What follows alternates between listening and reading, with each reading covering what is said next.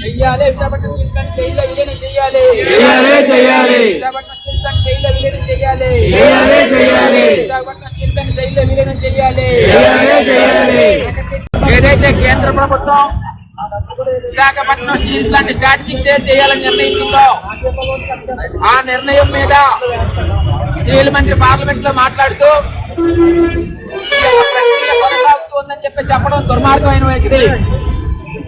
Visakhapatnam steel plant ప్రైవేటీకరణ చేయడం లేదని ప్యాకేజీలు ప్రకటిస్తున్నామని చెప్తూనే విశాఖపట్నం స్టీల్ ప్లాంట్ ప్రైవేటీకరణ ప్రక్రియ కొనసాగుతుందని చెప్పడం బీజేపీ ఉదాహరణ. కాబట్టి ఈరోజు విశాఖపట్నం పరిధిలోకి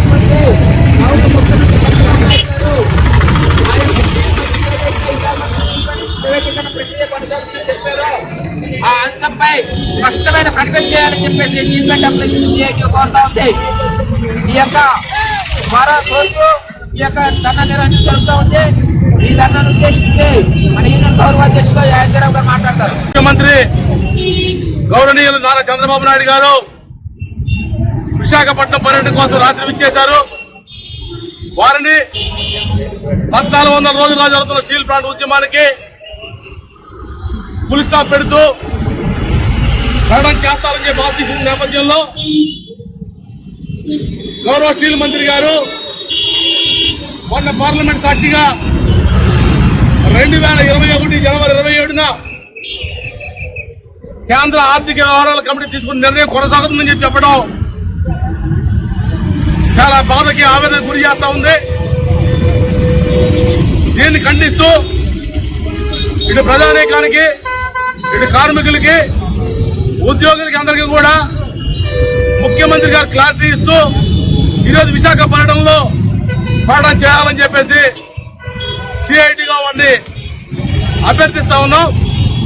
దీనికి స్థానిక ఎమ్మెల్యే పల్లా శ్రీనివాస్ గారు అలాగే స్థానిక ఎంపీ శ్రీభరత్ గారు కూడా కలగ చేసుకుని స్టీల్ ప్లాంట్ ఉద్యోగుల డబ్బుల్ని వేల కోట్ల రూపాయలు పెట్టుబడి పెట్టి 1640 కోట్లు ఇచ్చామని చెప్తున్న ప్రభుత్వం ఆ డబ్బులు ఢిల్లీలో ఇచ్చిన అరగంటలో ఢిల్లీలోనే వాళ్ళ అకౌంట్లో వేసుకున్నారు తప్ప ₹1 కూడా స్టీల్ ప్లాంట్ రా మెటీరియల్ కోసం ఖర్చు పెట్టలేదు, జీతాల కోసం ఖర్చు పెట్టలేదు, కోసం ఖర్చు పెట్టలేదు.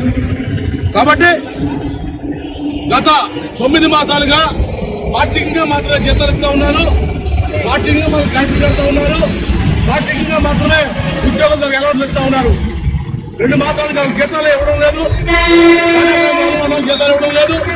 అయినా కార్మికులు కష్టపడి పనిచేస్తూ మీరు గత నెల 3 లక్షల టన్నులు టార్గెట్ ఇస్తే 3 లక్షల దాటాం. ఈ నెల 4,34,000 టన్నులు ఇచ్చారు. 400 లక్షల టన్నులు తీయడానికి కార్మికులు సిద్ధంగా ఉంది. కాబట్టి వ్యాపారం జరుగుతుంది, డబ్బులు రావడం లేదు. వచ్చిన డబ్బులు జీతాలకు ఇవ్వకుండా బ్యాంకులో డిపాజిట్ చేస్తా ఉన్నారు. ఈ అన్నిటి మీద కూడా స్పందించి ముఖ్యమంత్రి గారు ప్రకటన చేయాలని చెప్పేసి సిఐటి డిమాండ్ చేస్తాం. ఈ రోజు రాష్ట్ర ముఖ్యమంత్రి విశాఖ పర్యటన సందర్భంగా ఈ రోజు స్పష్టమైన ప్రకటన చేయాలి. ఎందుకంటే గౌరవనీయులు స్టీల్ మంత్రి అయినటువంటి కుమారస్వామి గారు గతంలో విజిట్ వచ్చినప్పుడు విశాఖపట్నం స్టీల్ ప్లాంట్ అమ్మమని చెప్పాడు. అదే స్టీల్ మినిస్టర్ పార్లమెంట్ లో నిన్న 3వ తారీఖున స్ట్రాటజిక్ సేల్ కొనసాగుతుందన్నాడు. రెండో వైపు స్థానిక పార్లమెంట్ సభ్యుడు ఎమ్మెల్యే ప్రైవేటీకరణ జరగదు ఎట్టి పరిస్థితులు చెప్తారు. అంటే ఈ పొందలేని మాటలు, రోజుకో మాటలు మారుతున్నటువంటి ఈ పాలకులు ఎవరైతే ఉన్నారో వీళ్ళ తాలూకా చెక్ పెట్టాలంటే గౌరవనీయులు ముఖ్యమంత్రి స్పష్టంగా విశాఖపట్నం స్టీల్ ప్లాంట్ అమ్మడం లేదు అన్నటువంటి ప్రకటన చేయాలి అనేది స్టీల్ ప్లాంట్ ఎంప్లాయీస్ డిమాండ్ చేస్తుంది. Don't forget to like, subscribe and share the videos.